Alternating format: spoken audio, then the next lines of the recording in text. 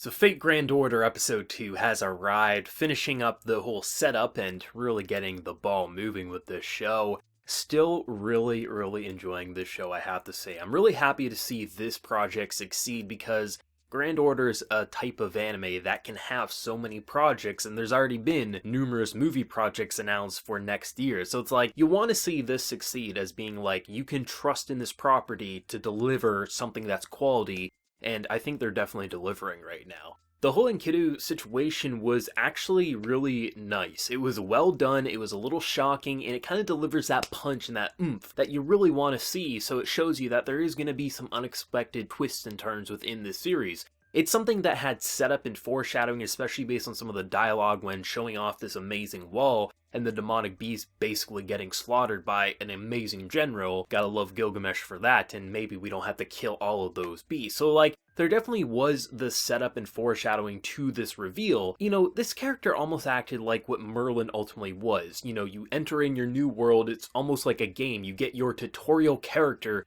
who sets you up and gets you all situated with the new location and your objective, but instead of getting Merlin right off the bat, we got the antagonist, someone who's basically trying to sabotage, and there's an interesting connection with Gilgamesh. The character who is basically destined to overthrow Gilgamesh ended up becoming friends, and now there's a whole, like, what's going on here? It's supposed to be dead, why are you guiding him? Like, it's an interesting narrative, to say the least, and I really like how, when they were setting everything up and really showcasing this world, this amazing wall, and just ultimately how incredible Gilgamesh is. Despite maybe, killing you for agreeing or even disagreeing with him, the man may be a lunatic in some cases, but as a general and keeping his kingdom safe and really prospering, like, in the middle of a war, there's people going to the market with smiles on their face. He's doing something right, even if he's not doing it in the most ethical way that you might be able to do. So I just like that. I really appreciate how the setup to this world of Grand Order with this take, it's so well done right now. It really is. Like, they're continuing to give you eye candy with the action, but they actually are setting up the characters as people you're interested in following. If we get amazing action, cool, we're going to be excited by it, because it's well animated, it's well thought out, the powers are cool, we got servants, what's not to like? But even outside the action, even though we're only getting a few minutes of an episode as of right now, it's like, it's entertaining, it's gripping, and you're excited to continue to learn more about the world, but most importantly, the characters that are leading this tale. We get a lot of information with Merlin and Anna in this episode. Like, what's not to like with these two characters? You got this shy servant, and you don't understand why she's so distant and why she doesn't want to be touched or even, like, really want to tag along with anyone, but unfortunately has to. You have Merlin, who doesn't like a good Merlin tale, and the idea that he kind of bent the rules because he technically is dead in this weird kind of tangled up web as he actually is up in his tower kind of looking down,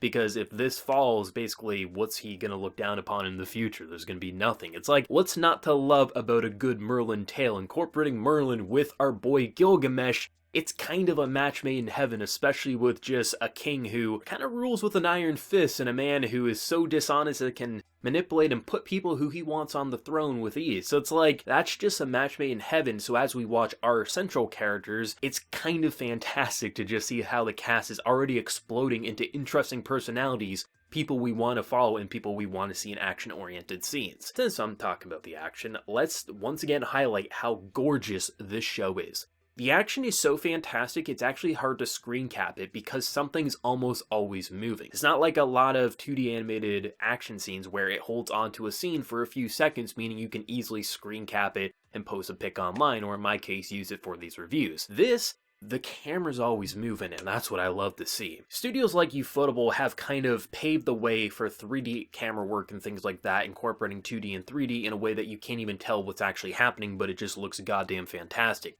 We're seeing a very similar thing with this series where the camera is flying through. It's almost as if we have a camera on the servant's shoulder and we're basically following them POV perspective, and that's why it feels like we're a part of this action. Because we're literally following them either slightly behind them or from their perspective, and when we're not, we're just seeing these clashes of powers and abilities, and it's utterly fantastic no matter how you look at it. I love the lighting in this show and how it gets incorporated into just mood lighting of them just walking through a forest as they're setting up the betrayal. You don't really know what's happening. You kind of feel like, oh, this forest could easily be a death trap, but at the same time, we're feeling a little comfortable and then when the betrayal comes, you're like, oh, this mood lighting was always setting us up for a betrayal. God damn it. It just fits so well, and then you get the way they'll cast shadows on these characters. It's the little details that really keep you engaged on a visual level, but then when the camera really gets going and you're seeing the animation being so fluid and vibrant and fast, it's like you are getting hyped up, you want to cheer, you want to root, and when it's over, it leaves you wanting more. A lot of times with action-oriented series, the fights go on for far too long, and Fate does have long fights, don't get me wrong, and this series will obviously have some incredible long fights as well, I'm sure. However, what this series is doing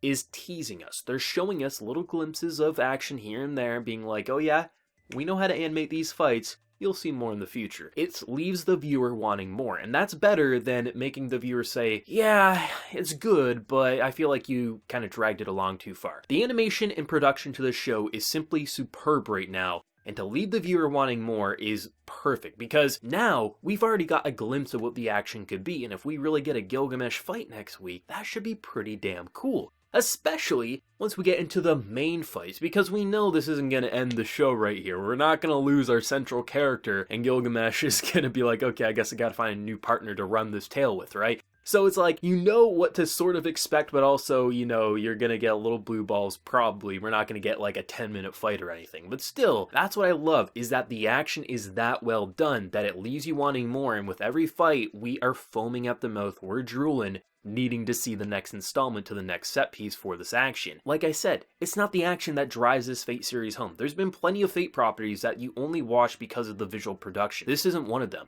Remove the action that we got with last week and this week. This week is definitely a more enjoyable episode than last week, and last week was a great setup episode, don't get me wrong. But even removing the action, this show is gripping.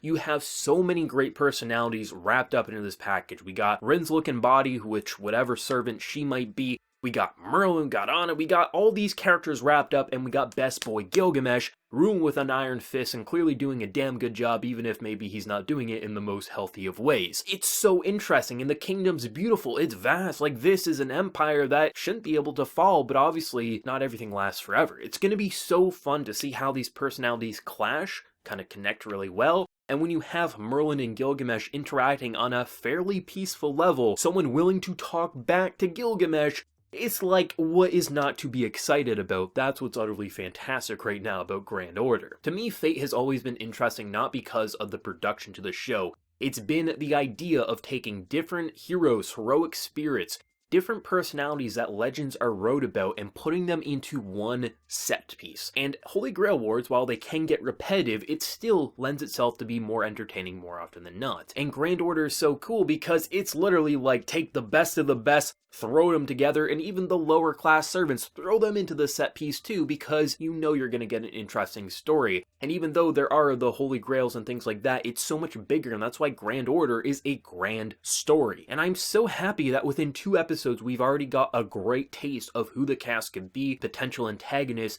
and a decent understanding of how well this kingdom has done against how many demonic beasts all this time, and almost making it look like child's play and not many casualties so far on the human side. Like, it's pretty fantastic. And then you got all these personal stories with Gilgamesh, of course our central characters, and where they're going to incorporate themselves to this tale, and ultimately where next week could lead, because obviously we're probably going to get a decent action set piece, but also where could that connection go with our central characters, and ultimately is Merlin going to be the only one who's going to maybe talk back to Gilgamesh and not get his head cut off? It's hard to say, but right now the future is damn bright for Fate Grand Order. I'm so happy that this show, it feels so Fate, but it also has its own identity. Last season with Lord Elmoy, which was the Fate Zero spinoff with Waver all grown up doing some detective-like business, I love how the opening to that show is just pure instrumental. It didn't fit with the classic Fate openings that you typically see. It made sense because the show was vastly different than a lot of Fate properties. Grand Order, the opening isn't like what you typically expect for a lot of Fate-related series, but it also isn't a typical Fate show. It has a lot of familiar elements, but it's clearly doing its own thing, and I love it when they're trying something different. Even though, like, an opening is not that important in the grand scheme of things, I love it when I can watch a show that I've seen a lot in their series and their run, and I kind of know what to expect. I'm like, okay, I know what type of opening to expect. Obviously, that will indicate what type of music to expect. And it just kind of gets you into a mentality of feeling like you're in a rut. I'm not getting that with Grand Order. The opening feels different. Obviously, it's not going to be my favorite opening of the season, but it's a good opening. It sets the stage. And when you get such a different feeling cast of characters and how they're interacting and how the action set pieces are being overall detailed, it makes you hopeful for Grand Order, and you want to feel hopeful for Fate, because Fate is a good idea. It can work in so many ways, and I'm glad to see more ideas like Grand Order, or even with last season with Lord Elmloy. It's nice to see that there are some more unique and original ideas coming out of this property rather than just feeling it's another pretty Holy Grail war, and that's pretty fantastic. I'm having a blast with this series, definitely going to enjoy reviewing this over its 21 weeks. This is fantastic, and I can't wait to see where they're gonna go. But what did everyone think? The introduction of Merlin, Gilgamesh, like where do you think it's gonna go? And how are people who played the game enjoying this adaptation so far? Let me know down in the comment section below. And if you did enjoy this video, be sure to drop a like and also hit that subscribe button if you have any news. So until next time everyone, please take care and have a good one.